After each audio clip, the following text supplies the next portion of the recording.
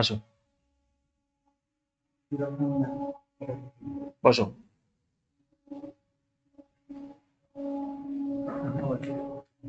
নাম কি তোমার? মিন্ময় বিশ্বাস। মিন্ময় শব্দের অর্থ কি? মাটির তৈরি। মাটির তৈরি। তুমি এর আগে কি কি এক্সাম দিয়েছো? এর আগে আমি এই এক্সামে 5 বার দিয়েছি। হুম। 2 বার মেন্সে ফেল করেছি এবং 3 বার এক্সামিনেশন পাস করেছি। আর কোন কোন তুমি পিএসসি ক্লার্কশিপের ফর্ম ফিল আপ করেছো? হ্যাঁ স্যার, সিএসসি ক্লাস কোর্টের এসে ফর্ম ফিল আপ করেছো? হ্যাঁ স্যার করেছি। তার মানে বলতে পারি এখন তোমার যে কোনো একটা চাকরি দরকার শুধুমাত্র, মানে কোনো প্যাশন নয় যে পুলিশে আসবো। না স্যার, পুলিশে আসার প্যাশন আমার মধ্যে কাজ করে। কারণ আমার যেহেতু বর্ডার সাইড এলাকায় বাড়ি, হুম। ছোটবেলা থেকে পুলিশের অনুশাসন জীবন থেকে মানুষ হয়েছে এবং পুলিশের চাকরি যে সততা, নিষ্ঠা এবং এর যে আদর্শ এবং গ্রাউন্ড লেভেলে যেরকম কাজ করে মানুষের জন্য, এটা আমাকে আকৃষ্ট করে। তাছাড়া আগে উর্দু বলতে আমার একটা স্টাডি মানে একটা লোক কাজ। তাহলে কোর্টের এসআই বা ক্লার্কশিপ এগুলো ফর্ম ফিল আপ কেন করলে? হ্যাঁ, চাকরি মানেই যে পরীক্ষা দেওয়া মানে যে উত্তীর্ণ হয় এরকম তো ব্যাপার না। পরীক্ষা অসফল হলেও এক্সপিরিয়েন্সটা কাজে লাগে, অভিজ্ঞতা অর্জনের জন্য, অভিজ্ঞতাটা তাই তো? কাজে লাগে। তোমার এই এক্সামে তোমার রোল নাম্বার কি আছে? হুম, লাস্ট তিনখানা ডিজিট। মনে করছি। মোট কতগুলো ডিজিট আছে? ওইটা আমি কনস্টেবল স্পেলিং কি আছে কনস্টেবল? CONSTABLE। তাহলে এর মধ্যে কতগুলো ভায়োলা আছে?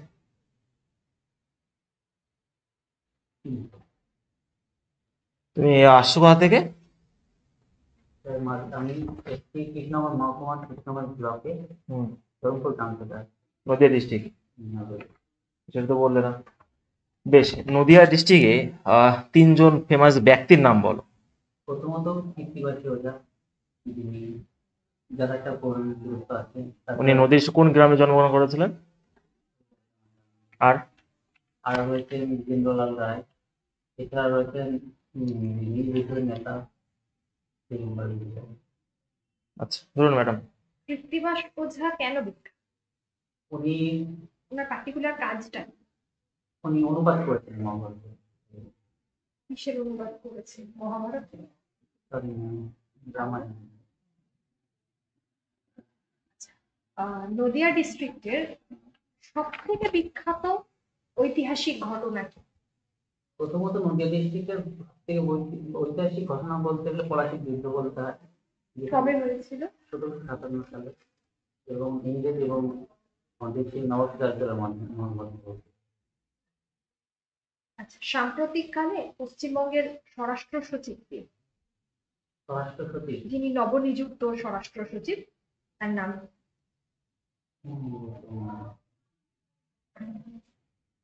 সাবজেক্ট কি তোমার? Bengali, English, geography, psychology, graduation করনি তাই তো? কেন করনি? আমি পরিবারের ব্যাপার, আমি ছোটবেলা থেকেই আমার যখন তোমার আমার বাবা তখন পড়াতে পান actually। তো যার কারণে আমার পরিবার পড়াশোনা চালাতে হয়, পাশাপাশি পরিবারকেও সময় দিতে হয়। পরিবারের উপার্জন করার মতো আমি একাই, আমি একাই এবং আমার মা আছে। তো যার কারণে পড়াশোনার পাশাপাশি এটা এখনো চালিয়ে যেতে পারি। এই কারণে আমার সেভাবে গ্রাজুয়েশন করা হয়নি। তুমি তো এটা ডিস্টেন্সও করতে পারতে গ্রাজুয়েশনটা, কারণ এই ভবিষ্যতে তোমার তো অসুবিধা হবে প্রমোশনের ক্ষেত্রে বা যাই হোক না কেন। স্যার, করতে কিছু পারতাম কিন্তু আমাদের যে জমি আছে সেটা চাষ করতে হয়। তাছাড়া পাশাপাশি আমি সময় দিই, আমি চেষ্টা করিনি তা না, চেষ্টা করেছি কিন্তু সেভাবে সময় দিতে পারিনি। তখন আমি চেষ্টা করেছিলাম, সেভাবে সময় দেওয়ার জন্য।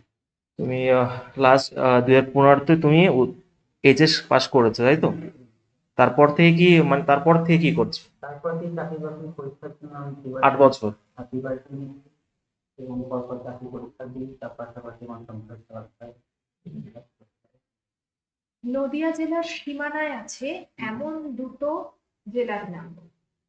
আমাদের উত্তর চব্বিশ পরগনা এরকম, দক্ষিণ চব্বিশ পরগনা রয়েছে, পূর্ব বর্ধমান রয়েছে। দক্ষিণ চব্বিশ পরগনা রয়েছে? না, দক্ষিণ চব্বিশ পরগনা, উত্তর চব্বিশ পরগনা, হ্যাঁ। বর্ধমান, মুর্শিদাবাদ। ওয়েস্ট বেঙ্গল পুলিশের হেডকোয়ার্টার কোথায়?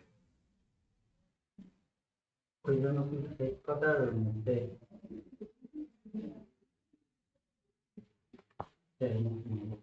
তুমি কলকাতা পুলিশের? মনে করছি না। পুলিশে যাবে, পুলিশের হেডকোয়ার্টার জানো না তুমি?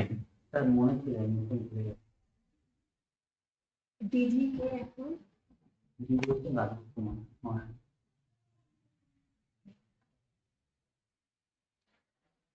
এই সাবজেক্টগুলো বাদ দিয়ে আর কোন সাবজেক্ট ভালো লাগে তোমার?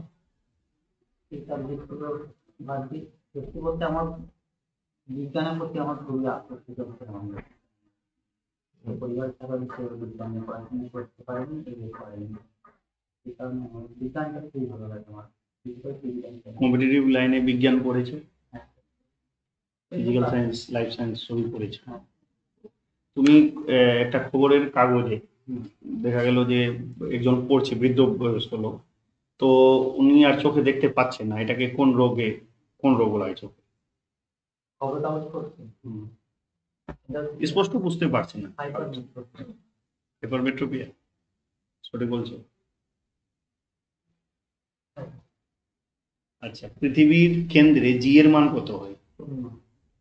পৃথিবী পৃষ্ঠ থেকে যদি উপরে যাওয়া যায় জীবন বাড়তে থাকে, কমতে থাকে, হ্যাঁ কমতে থাকে জীবন কমতে থাকে। পৃথিবী সেই স্বাভাবিক। আচ্ছা, তুমি যে এরিয়া থেকে বিলং করো সেখানে কোন বিধানসভা আছে? বিধানসভার কোন বিধানসভার অন্তর্গত তোমার বাড়ি?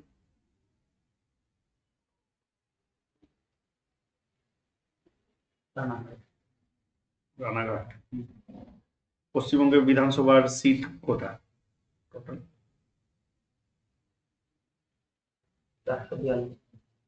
বিধানসভার সিট 442।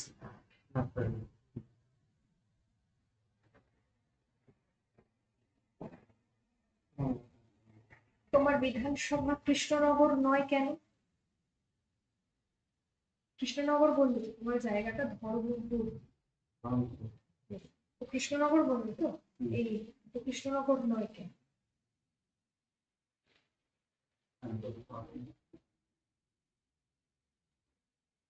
আজ পর্যন্ত সংবিধানে কতগুলো অ্যামেন্ডমেন্ট হয়েছে?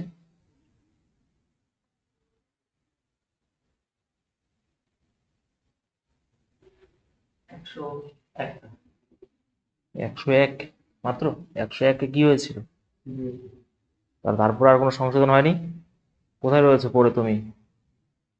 সেটা 2017 সালে হয়ে গেছিল, তারপর হয়নি একটা বার। প্রথম প্রথম যে সংশোধন, হ্যাঁ বলো বলো বলো। চেষ্টা তো এটা আন্দাজে মারলে। প্রথম হয়েছিল কত সালে?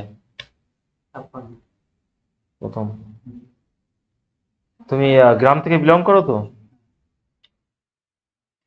পঞ্চায়েতের মধ্যে পড়ে? পঞ্চায়েতে কতগুলো স্তর আছে?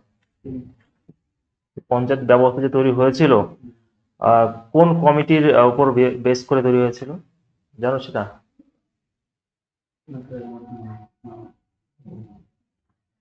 কত নম্বর সংশোধনের মাধ্যমে পঞ্চায়েত ব্যবস্থা ইন্ট্রোডিউস হয়েছিল?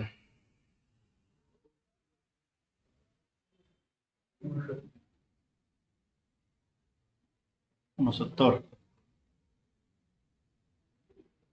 তুমি কি উত্তরগুলো বলছো সব আন্দাজে বলছো না বুঝতে পারছি না?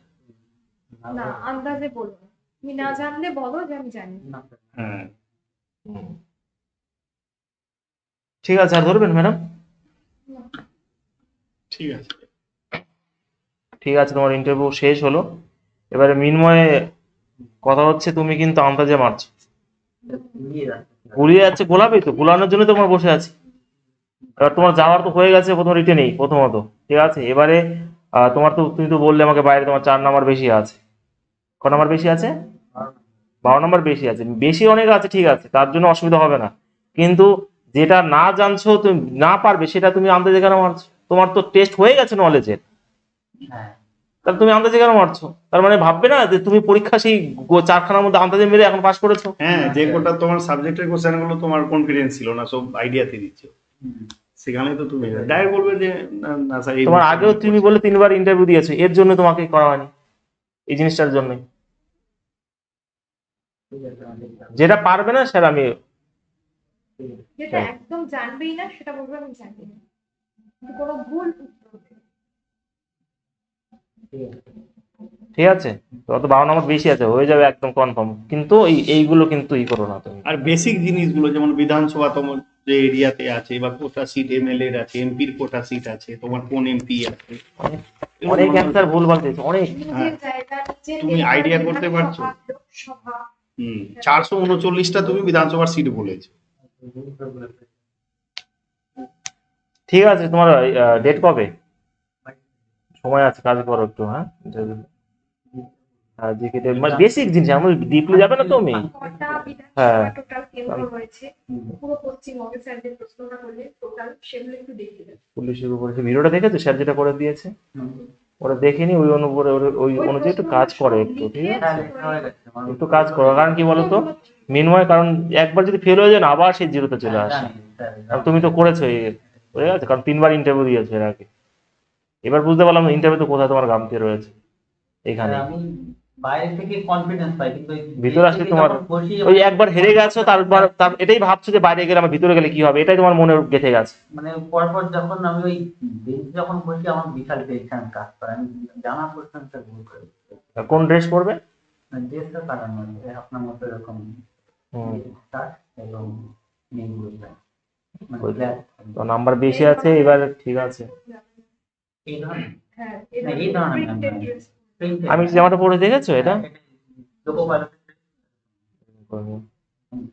ঠিক আছে মিনো, তোমার নাম্বার আমরা জানিয়ে দেওয়া হবে হোয়াটসঅ্যাপ গ্রুপে, ঠিক আছে? কত কি ফেলে না, একটু কাজ করো, ঠিক আছে?